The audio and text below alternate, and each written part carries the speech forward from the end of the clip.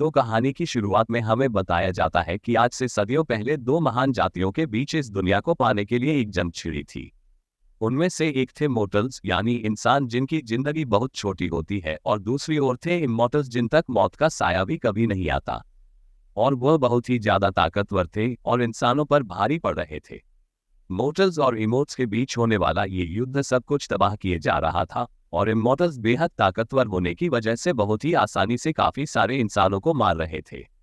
लेकिन इस युद्ध में हार जीत का फैसला सिर्फ दो आदमियों के बीच होने वाला था। एक था इंसानियत का रखवाला, इंसानों का हीरोग्राम, जिसे गॉडेस मेटिया से होली स्वॉर्ड मिली थी, और दूसरा था सभी इमॉर्टल्स पर राज करने वाला डीम लॉर्ड वेल्टॉल। इसके बाद हम देखते हैं कि डीम लॉर्ड वेल्टॉल अपनी डीम स्वॉर्ड को सम्मान करता है, और उसका सामना करने के लिए हीरोग्राम भी अपनी होली स्वॉर्ड को बाहर निकाल लेता है। और इसके बाद इन दोनों के बीच युद्ध शुरू हो जाता है, और इन दोनों के बीच होने वाला युद्ध बहुत ही ज्यादा खतरनाक था, जहां कहीं ना कहीं डीम लॉर्ड हीरो पर भारी पड़ रहा था। लेकिन इसके बाद हीरो अपनी फुल पावर को अनलीश करता है अपना अल्टीमेट अटैक करने के लिए, और इसके बाद जैसे ही हीरो हमला करता है, उसके हमले से आसमान में बिखरे हुए काले बादल साफ हो जाते हैं। हीरो के इस अल्टीमेट अटैक ने हीरो को भी घायल कर दिया था, लेकिन ये हमला डीमन लॉर्ड को हराने में कामयाब हो चुका था। मरते हुए लम्हों में डीमन लॉर्ड कहता है, तो एक इंसान ने मुझे हरा दिया। मैं मानता हूं कि तुम बहुत ताकतवर थे, लेकिन मैं ये भी जानना चाहता हूं कि आखिर मैं हारा क्यों।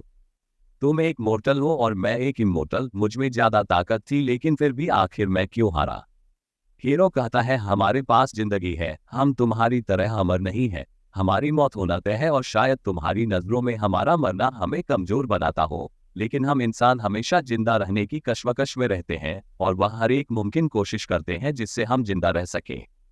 इसीलिए हमारी कमजोरी ही हमारी ताकत बनती है, और हमने यह बात साबित भी कर दी। एक मोर्टल ने एक डीमन लॉर्ड को हरा दिया। यह उस उम्मीद की वजह से है जो हम इंसान अपने दिलों में रखते हैं। डीमन लॉर्ड कहता है, उम्मीद कई दफा निराशा भी देती है। जहां रोशनी होती है वहां अंधेरा भी होता है, और जब तक अंधेरा रहेगा मैं बार बार इस दुनिया में आऊंगा, इस दुनिया को तबाह करने के लिए। हीरो कहता है, तुम जितनी बार भी आओगे मैं उतनी बार तुम्हारा सामना करूंगा। और आखिर में डीमन लॉर्ड ये कहकर गायब हो जाता है कि अलविदा मेरे सबसे बड़े दुश्मन हीरोग्राम। हीरो भी कहता है, अलविदा मेरे दुश्मन जिससे मैं सबसे ज्यादा नफरत करता था, डीमन लॉर्ड। और इसके बाद हीरो डीमन लॉर्ड के महल से चला जाता है, और सदियां गुजरने के बाद एक दिन फिर डीमन लॉर्ड अपनी आंखें खोलता है। डेमन लॉर्ड को फिर से जगाया है 6 डार्क पिलर्स में से एक मकीना ने, और यह डेमन लॉर्ड के जागने का 500 साल से इंतजार कर रही थी। डेमन लॉर्ड 500 साल बाद फिर से पैदा हुआ है, क्योंकि मॉर्टल्स कभी नहीं मरते, और इस वक्त ये दोनों नेल्ड और डंजों के अंडरग्राउंड में है। और यहाँ डीमन लॉर्ड कहता है, डीमन लॉर्ड यानी मैं इस दुनिया में फिर से आ चुका हूँ, इस दुनिया को तबाह करने के लिए।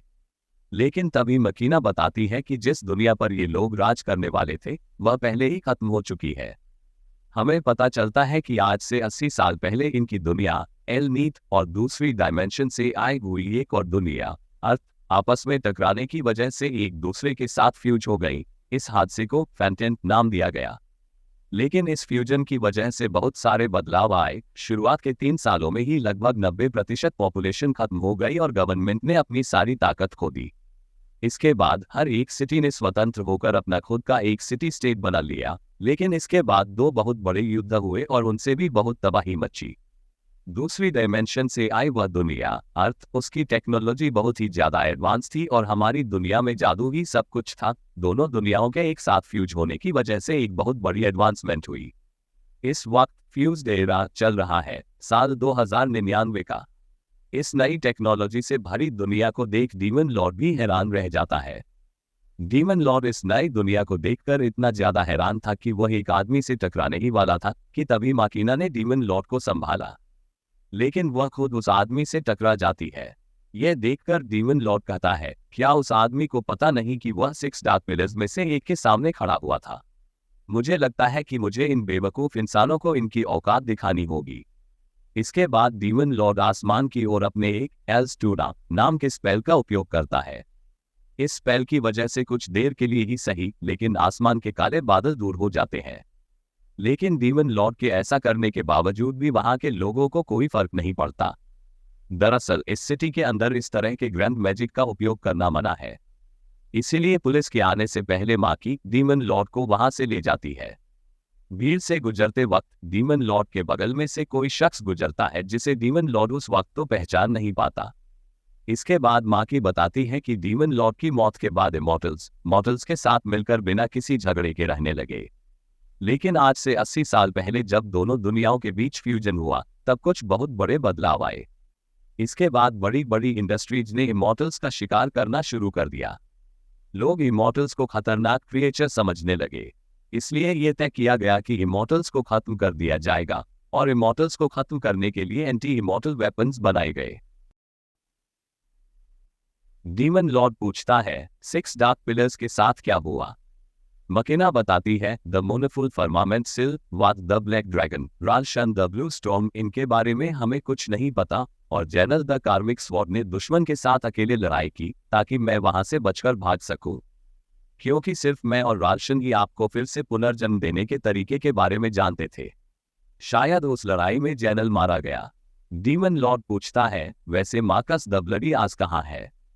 ये बात सुनते ही मकीना कहती है, आप इतनी देर से थक गए होंगे, मैं आपके लिए पानी लेकर आती हूँ। ये कहकर मकीना वहां से चली जाती है। डीमन लॉर्ड वहां पर एक बड़ी सी टीवी स्क्रीन को देखने लगता है। तभी उसकी नजर कुछ अजीब सी लाइट्स पर जाती है जो चारों ओर से आकर एक लड़की के आसपास मंडराने लगती है। इसके बाद ये लड़की कुछ करती है जिससे टीवी स्क्रीन पर कुछ अजीब चीजें दिखाई देने लगती हैं।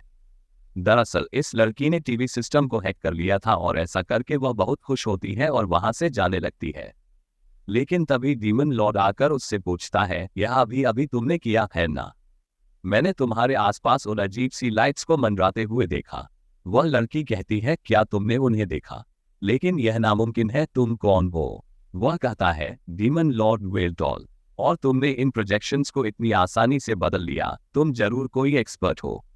लड़की कहती है, अरे ऐसा कुछ नहीं है, मैंने तो बस ईथर हैकिंग की है। वैसे मैं ऐसे खतरनाक काम करती रहती हूँ क्योंकि मुझे ऐसा करना बहुत पसंद है। वह अपने काम के बारे में बहुत सारी चीजें बताने लगती है। तभी डीमन लॉर्ड पूछता है, मैं मार्कस नाम के एक आदमी को ढूंढ रहा हूँ। वह लड़की कहती है, मार्कस? वो तुम्हें वह बड़ी बिल्डिंग दिखाई दे रही है, उस कंपनी के सीईओ का नाम मार्कस है और वह बहुत फेमस है। डीमन लॉर्ड उस बड़ी सी कंपनी के अंदर आता है जहां एक रोबोट उसका वेलकम करती है। Welcome to Ishimaru heavy magic industries, आप यहाँ क्यों आए हैं? डीमन लॉर्ड कहता है, मार्कस को बताओ कि वेल्टॉल यहाँ आए हैं। तभी एक लड़की आकर कहती है, मैं डायरेक्टर मार्कस की प्राइवेट सेक्रेटरी किनोहारा हूँ। इसके बाद वह लड़की एक लिफ्ट के जरिए डीमन लॉर्ड को मार्कस के पास ले जाने लगती है। डीमन लॉर्ड उस लड़की के सूट पर लगे एक अजीब से आइटम को देख रहा था। वह लड़की बताती है, ये हमारी कंपनी द्वारा बनाया गया एक नया मैजिक आइटम है जिसे हम जल्द ही मार्केट में लॉन्च करने वाले हैं। इसके बाद डीमन लॉर्ड पहुंचता है वहां जहां उसकी मुलाकात मार्कस से होती है। मार्कस पूछता है, आप यहाँ क्या कर रहे हैं? डीमन लॉर्ड कहता है, मेरे आने पर भी तुम बैठे रहे और मेरे फिर से पुनर्जन्म होने पर तुम्हें तो जश्न करना चाहिए था। चलो कोई बात नहीं, तुम्हें फिर से मेरी मदद करनी होगी इस पूरी दुनिया को मेरे कदमों में झुकाने में। लेकिन मार्कस हंसते हुए कहता है, मैं ऐसा कुछ नहीं करने वाला वेल्टॉल। यह सुनकर डीमन लॉर्ड कहता है, तुमने अपने राजा को उसके नाम से बुलाया, तुम्हें इसकी सजा मिलेगी। तभी किनोहारा अपनी ड्रैगन ब्लेड चिदुरी को निकालकर डीमन लॉर्ड पर हमला कर देती है। मार्कस कहता है, मैं ठीक हूं किनोहारा, तुम जा सकती हो। अब मार्कस डीमन लॉर्ड से कहता है, तुम कितने कमजोर हो चुके हो और तुम इस हालत में दुनिया पर कब्जा करना चाहते हो। मजाक कर रहे हो क्या? लोगों का डर ही तुम्हारी असली ताकत थी। सच मानोगे कि तुम जैसा एक टैलेंटेड पर्सन जो किसी भी मैजिक को आसानी से कास्ट कर सकता है, उसका स्पेल आखिर मुझ जैसे एक टैलेंटलेस शख्स ने कैसे तोड़ दिया? इसके बाद हमें मार्कस के एक इंटरव्यू के जरिए इस रहस्य का पता चलता है। आज हम आप सभी के सामने पेश करने वाले हैं इंसानों की बुद्धिमानी का एक बेनिया करिश्मा, द मैजिक गैजेट फैमिलिया। जैसा कि आप सभी जानते ही होंगे, मैजिक यूज करने के लिए हमें 5 चरणों से गुजरना पड़ता है: इनिशिएशन, जेशन, कंस्ट्रक्शन, एक्सपेंशन और इनकांटेशन। लेकिन फैमिलिया के जरिए आप कंस्ट्रक्शन, एक्सपेंशन और इनकांटेशन के स्टेप्स को स्किप कर सकते हो और यह फैमिलिया आपकी बॉडी में इम्प्लांट कर दिया जाता है, जिसके बाद आप आसानी से मैजिक का उपयोग कर सकते हो। इस डिवाइस के जरिए किसी भी जाति का, किसी भी उम्र का कोई भी शख्स बिना इनकांटेशन, कंस्ट्रक्शन और एक्सपेंशन के मैजिक का उपयोग कर सकता है। मार्कस ने इस फैमिलिया को इस तरह से बनाया है कि इसका इस्तेमाल डीमन लॉर्ड जैसे हायर बीइंग्स यूज नहीं कर सकते। ऐसा इसलिए है क्योंकि डीमन लॉर्ड के पुनर्जन्म होने के बाद अगर वह भी इस फैमिलिया का उपयोग करता तो वह इस दुनिया में भी मार्कस से ज्यादा ताकतवर होता। लेकिन अब इस फैमिलिया की वजह से मार्कस डीमन लॉर्ड से ज्यादा ताकतवर है और शायद डीमन लॉर्ड के अलावा इस दुनिया में हर किसी के पास ये फैमिलिया इम्प्लांटेड है। डीमन लॉर्ड पूछता है, आखिर क्यों मार्कस? मार्कस कहता है, तुम पूछते हो आखिर क्यों? क्या तुम्हें सच में लगता है कि मैं कभी तुम्हारे प्रति वफादार था? मैं शुरुआत से ही तुम्हें बिल्कुल पसंद नहीं करता था। मैं तुमसे नफरत करता आया हूँ डीमन लॉर्ड। इतने वक्त तक तुम्हारी सेवा करना मेरी मजबूरी थी। वैसे अब मैं तुम पर अपना वक्त और जाया नहीं कर सकता। इसके बाद मार्कस अपने ब्लड स्वॉर्ड अटैक से डीमन लॉर्ड पर हमला करता है और उसे जख्मी कर देता है। फिर बहुत सारे ब्लड स्वॉर्ड्स से हमला करके डीमन लॉर्ड को बिल्डिंग से नीचे गिरा देता है और कहता है, अब से मैं हूँ डीमन लॉर्ड। तभी किनोहारा आकर कहती है, डायरेक्टर, मैं इस आइटम के बारे में आपसे डिस्कस करना चाहती हूँ। मार्कस कहता है, हम डिस्कशन बाद में करेंगे। दूसरी ओर हम देखते हैं कि डीमन लॉर्ड बहुत घायल हो चुका है और अब उसे रीजेनरेट होने में बहुत वक्त लग रहा है। लेकिन तभी वहां से जाते वक्त वह फिर से किसी शख्स से टकरा जाता है। वह आदमी कहता है, क्या बे, तुझे दिखाई नहीं देता? इसके बाद वह आदमी डीमन लॉर्ड को पीट देता है। दूसरी ओर मकिना, जो चारों ओर डीमन लॉर्ड को ढूंढ रही थी, उसे कुछ आवाज सुनाई देती है। हम देखते हैं कि उस शख्स ने डीमन लॉर्ड को बुरी तरह पीट दिया था। डीमन लॉर्ड को फिर से किसी ने हरा दिया। हारने की बात पर उसे हीरोक्राम की वह बात याद आती है, जिसके बाद मकिना उसके पास आ जाती है। इसके बाद ट्रेन के जरिए मकिना डीमन लॉर्ड को अपने घर की ओर ले जाने लगती है। मुझे माफ कर दीजिए डीमन लॉर्ड, मैंने आपको मार्कस की धोखेबाजी के बारे में नहीं बताया, जिस वजह से आपको ये सब सहना पड़ा। डीमन लॉर्ड कहता है, कोई बात नहीं, अगर तुम मुझे बता भी देती तब भी मैं उसके पास जाता उसके मुंह से सच्चाई सुनने के लिए। इसके बाद मकिना डीमन लॉर्ड को लेकर अपने घर आती है। उसे देखकर डीमन लॉर्ड कहता है, ये जगह पुरानी है लेकिन काफी बड़ी है। तभी मकीना डीमन लॉर्ड को उसके पीछे आने को कहती है। फिर वह डीमन लॉर्ड को एक अपार्टमेंट में लेकर जाती है। कमरे की लाइट जलाकर मकीना उसे बताती है, यही वह जगह है जहां मैं इस वक्त रह रही हूँ। ये छोटा सा कमरा है क्योंकि मेरी कमाई बहुत कम है। डीमन लॉर्ड कहता है, तुम इतने वक्त से ऐसी जिंदगी जी रही थी। इसके बाद डीमन लॉर्ड मकीना के पास जाकर उसे अपने सीने से लगाकर कहता है, तुम सच में मेरे प्रति बहुत वफादार हो। ये बात सुन मकीना रोते हुए कहती है, मैं आपकी तारीफ के लायक नहीं हूँ, और फिर वह रोने लगती है और यही एपिसोड 1 खत्म हो जाता है। तो आपको ये वीडियो कैसी लगी नीचे कमेंट सेक्शन में बताइए and stay tuned for next.